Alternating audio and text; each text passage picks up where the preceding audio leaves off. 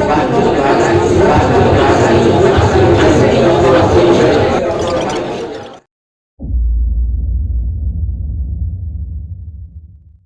mana Rasulullah Shallallahu Alaihi Wasallam pernah bersabda, salah satu ada 3 golongan manusia, la yukallimuhumullahu wa la yanzuru ilaihim.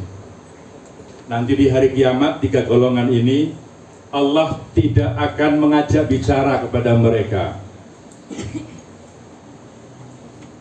La yukallimuhumullah, Allah tidak akan ngajak bicara, dicuekin oleh Allah.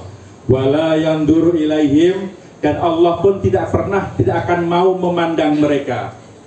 Enggak diajak bicara, kemudian tidak diperhatikan oleh Allah. Wala yuzakkihim, dan tidak disucikan mereka oleh Allah.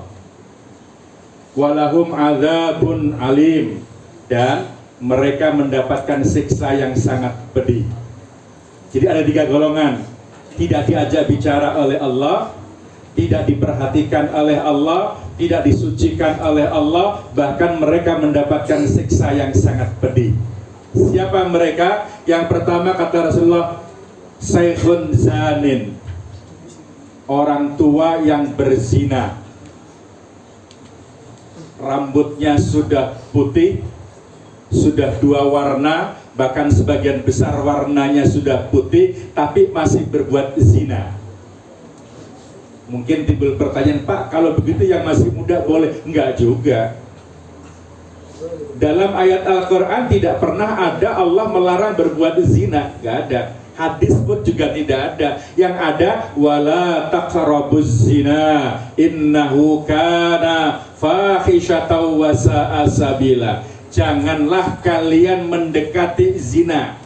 Mendekati saja gak boleh, apalagi melakukannya. Janganlah kalian dekat sama api. Dekati saja gak boleh. Kalau megang api, ya lebih gak boleh lagi.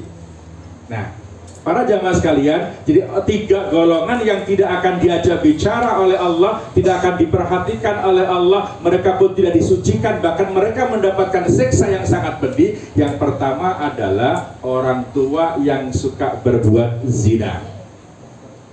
Makanya ayat Al-Quran tadi Allah mengatakan, janganlah kamu mendekati zina.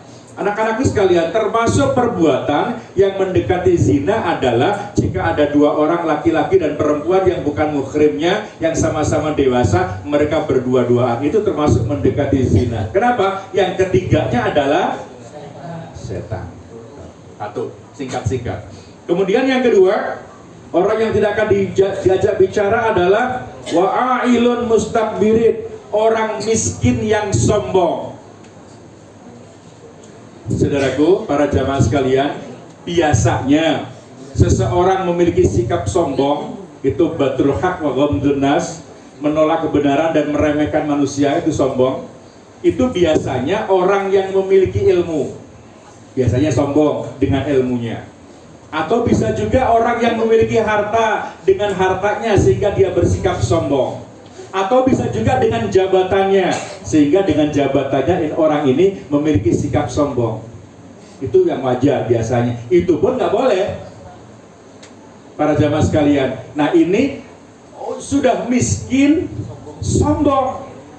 Allah benci kepada orang kaya yang sombong. Allah lebih benci lagi kepada orang miskin yang sombong.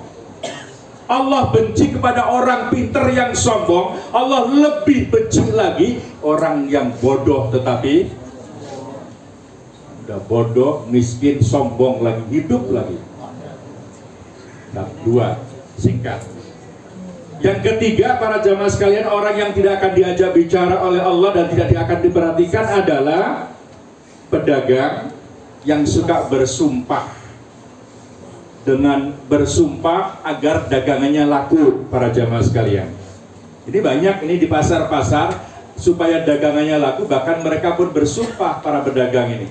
Para jamaah sekalian, perlu saya sampaikan sedikit bahwa seorang makhluk tidak diperbolehkan bersumpah dengan sesama makhluk. Dalam sebuah hadis yang diriwayatkan oleh Imam Abu Dawud, bahwasanya Rasulullah Shallallahu Alaihi Wasallam pernah bersabda, barang siapa yang bersumpah kepada selain Allah, maka dia melakukan kesyirikan, para jamaah sekalian. Jadi kalau makhluk bersumpah hanya kepada Allah, ini kita sering mendengar orang yang bersumpah demi Allah, demi Rasulullah, itu benar apa salah? Salah. Rasul itu makhluk sama dengan kita, cuma perbedaannya banyak memang. Walaupun Rasulullah paling mulia, makhluk paling mulia, nggak boleh kita bersumpah dengan Rasulullah atas nama Rasulullah. Yang boleh adalah demi Allah, demi Allah, atau billahi, tallahi, satu lagi wallahi. Cuman itu, para jamaah sekalian. Allah sudah banyak mengajarkan kepada kita dalam ayat Al-Quran. Allah sebagai Al-Khaliq bersumpah dengan makhluknya. Contohnya apa? Wal ashri, demi masa. Yang menciptakan waktu asar siapa? Allah. Allah bersumpah dengan waktu. Wadduha, demi waktu duha. Allah bersumpah dengan waktu duha. Wasyamsi, walaili, dan banyak lagi, para jamaah sekalian. Nah, saudaraku sekalian, para jamaah, terutama anak-anakku sekalian, kalau memang terpaksa kita harus bersumpah, maka janganlah bersumpah dengan makhluk.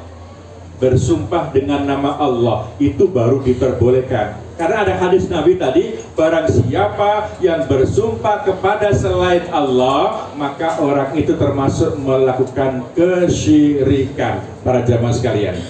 Kembali ke hadis Rasulullah, 3 golongan manusia yang tidak akan diajak bicara oleh Allah, tidak akan diperhatikan oleh Allah, mereka pun mendapatkan siksa yang sangat pedih. Mereka yang pertama, orang tua yang berbuat zina. Yang kedua, orang miskin yang sombong. Yang ketiga, pedagang yang bersumpah dengan menyebut asma Allah demi dagangannya supaya laku. Mudah-mudahan kita dijauhkan oleh Allah Subhanahu wa Ta'ala dari 3 sifat ini. Amin ya rabbal alamin. Kurang lebihnya mohon maaf. Assalamualaikum warahmatullahi wabarakatuh.